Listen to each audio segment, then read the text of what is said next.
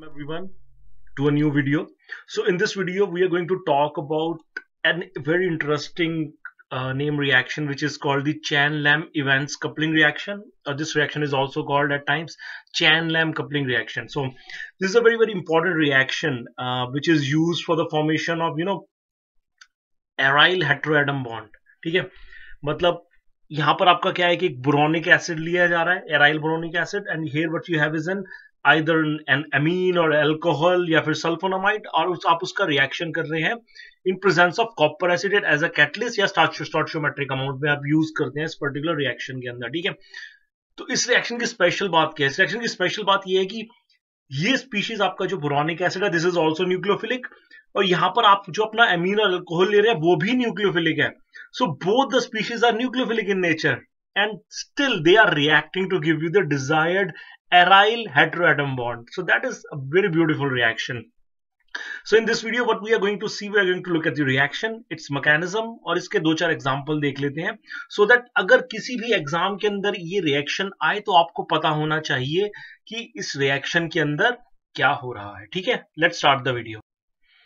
So as I said that Chan-Lamb coupling reaction, this is probably one of the most important reaction for the aryl carbon heteroatom bond. जैसे कि यहाँ पर आपके apart from बोरोनिक acid आपका बोरोनिक asters भी हो सकते हैं. ठीक है, रिसेंटली एक्चुअली ये रिएक्शन बहुत ज्यादा वेल नोन है बोरोनिक एसिड्स के साथ, क्योंकि रिएक्शन के दौरान पहले ही आपके जो एस्टर्स होते हैं वो एसिड में कन्वर्ट होते हैं. तो मोस्टली एस्टर्स और in the other type of boron asters या फिर ट्राइफ्लोरोबोरोन ट्रिपलेट सॉल्ट के साथ इट इज नॉट इतना ज्यादा लिटरेचर नहीं है इसका जितना ज्यादा बोरोनिक एसिड के साथ है. Apart from that you can take organotin as well as you can also take the siloxane substrate as well. और जहां तक न्यूक्लियोफाइल की बात आती है, यहाँ पर you can have amines, आप जैसे क्या phenols, amines, anilines, amides, imides, urea, carbamate और सल्फोनामाइड. ठीक है, नेट रिजल्ट आपका क्या होता है? आप कॉपर, जैसे कि मैंने बोला, आप catalytic amount of copper acetate भी ले सकते हैं, या तो आप स्टोइचियोमेट्रिक भी लेते हैं कुछ कंडीशन के अंदर.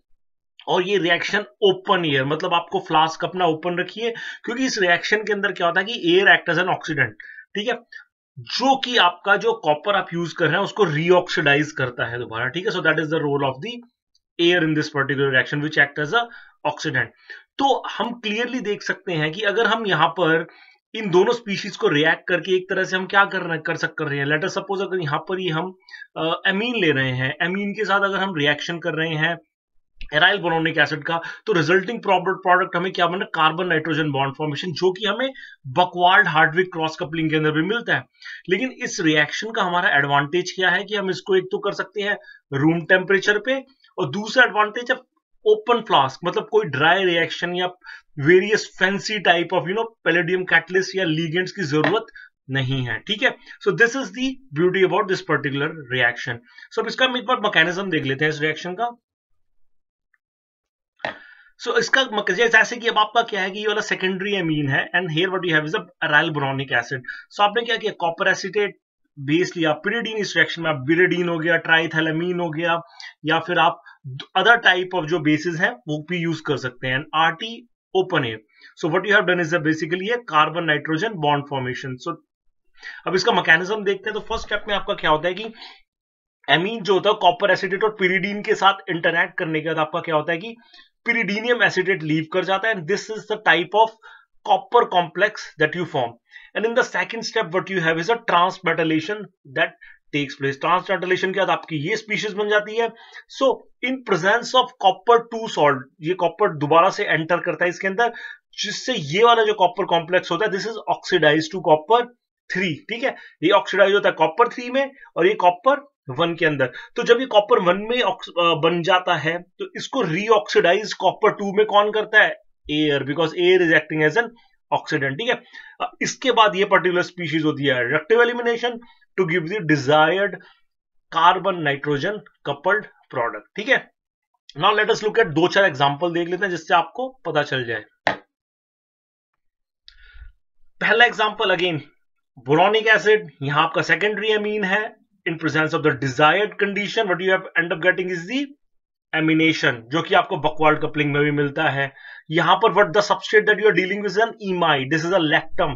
अब आप लैक्टम पे भी एराइलेशन कर पा रहे हैं. Imagine This is the beauty of this particular reaction using the aryl boronic acid.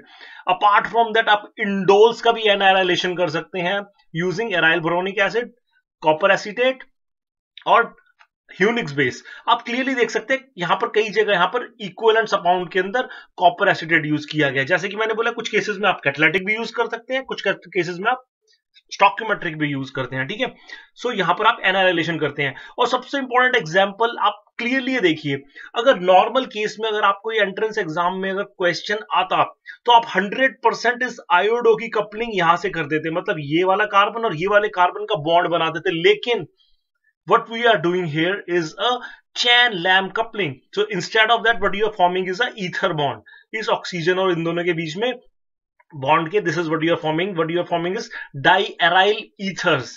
So this is something that you have to keep in mind. So what we are doing, we are reacting two nucleophilic species. ये वहां पर भी negative. This is also nucleophilic and this is also nucleophilic center. So under these reaction condition, we are combining two nucleophilic centers. ठीक है, so that is the reaction that is taking place. So keep in mind, ये वाला इस condition के अंदर नहीं बनेगा.